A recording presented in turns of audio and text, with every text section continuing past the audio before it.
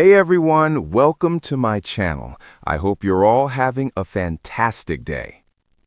The studio lights were softer that morning, or at least that's how it felt to Kelly Ripa. She sat in her familiar chair, the place where laughter usually came easily and words flowed like sunshine. But today there was a pause, longer than usual, heavier than anyone watching had ever seen. The audience sensed it before she spoke. Something had shifted. Kelly took a breath. Not the polished, camera-ready inhale she'd perfected over decades on television, but a real one, ragged at the edges, full of courage and fear tangled together. "I've always believed in honesty," she began, her voice steady but thin.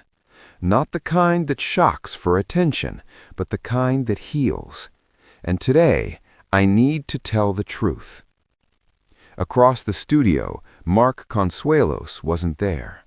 That absence said more than words ever could. For years, Kelly and Mark had been Hollywood's golden constant, a love story that seemed immune to time, scandal, or fatigue. They teased each other on air, shared family moments with warmth, and carried themselves with the quiet confidence of two people who had weathered life's storms hand in hand. To the world, they were unbreakable. But the truth, Kelly revealed, was more fragile. It didn't begin with sirens or dramatic hospital scenes. It began quietly, the way most life-altering changes do, with small moments that didn't quite make sense. Mark was tired in a way sleep didn't fix. He smiled through it, joked through it, pushed forward like he always had. But Kelly noticed. She always did. "There's a difference," she said softly, "between being tired and being diminished." At home, the rhythms of their life began to change. Morning workouts turned into skipped sessions. Late-night conversations ended earlier. Mark, once endlessly energetic, now measured his days carefully, as if rationing something precious he wasn't sure would be replenished. Kelly didn't panic at first. She told herself it was stress, overwork, the price of years spent giving everything to career and family.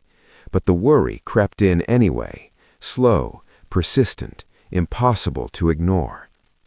"It's terrifying," she confessed, "to love someone so deeply and feel that something is slipping through your fingers, even when you can't name it." The tests came later. The waiting came after that. Long hours in quiet rooms, surrounded by medical charts and words that sounded clinical but felt personal. Kelly didn't share specifics. She made that clear. Some truths, she said, belong only to the people living them.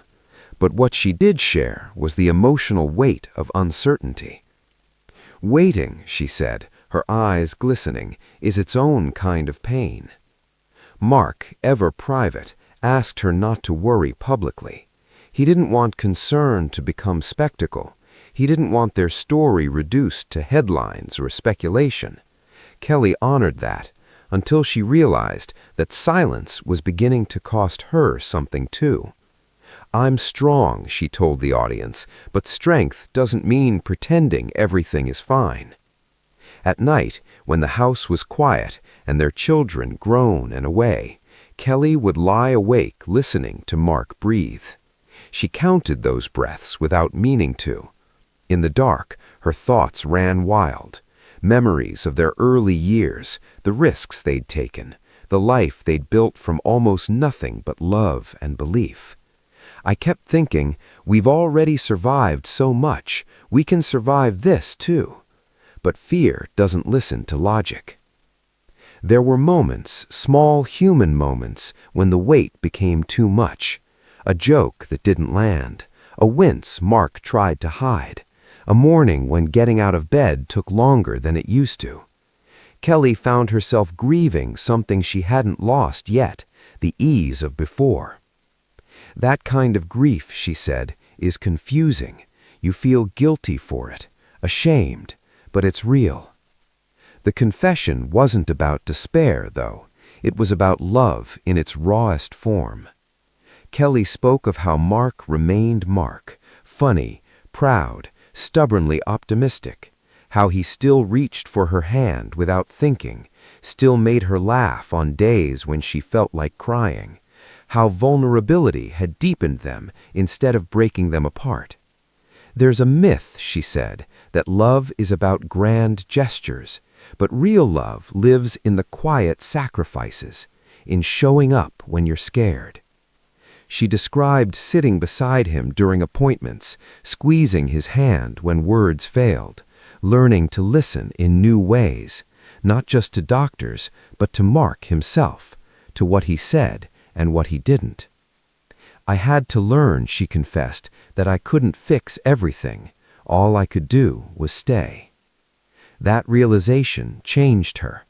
For someone whose life had always revolved around energy, speed, and performance, slowing down felt unnatural. But Mark's health forced a recalibration. Dinners became simpler, schedules loosened, priorities shifted.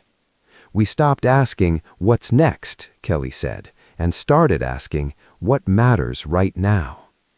Some days were hopeful, others were heavy.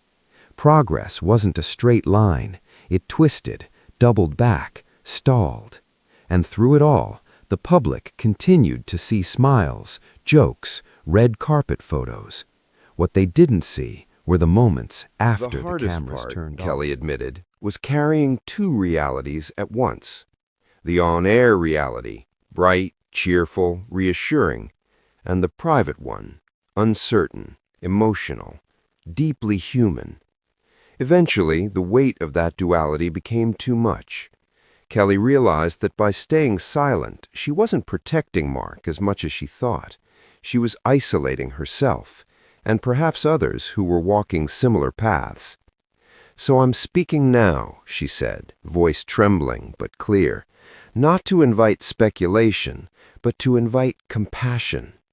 She spoke directly to caregivers, partners, and spouses watching from home, to the ones who wake up strong and go to bed exhausted, to the ones who love fiercely and worry quietly. "You're not weak," Kelly told them. "You're brave."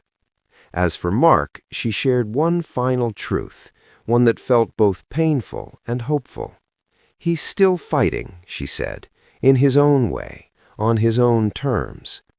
Health, she explained, isn't just about diagnoses or outcomes. It's about resilience, about learning how to live fully even when life changes the rules. "We don't know what the future looks like," Kelly said honestly, "but we know how we'll face it, together." When the confession ended, the studio was silent.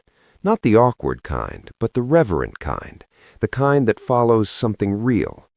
Kelly blinked back tears, smiled faintly, and thanked the audience for listening. Later that day, Mark watched from home. He didn't call immediately. He waited until evening, until Kelly returned and the house was quiet again. Then he took her hands, looked into her eyes, and said simply, "Thank you for telling the truth, for loving him without conditions, for staying." In that moment, Kelly realized something profound. Pain shared doesn't disappear, but it becomes lighter. Love doesn't promise immunity from heartbreak, but it gives heartbreak meaning. And while their story was still unfolding, one thing was certain. This confession wasn't the end of something beautiful. It was proof that even in fear, even in uncertainty, love could still be the loudest voice in the room. Heartbreak.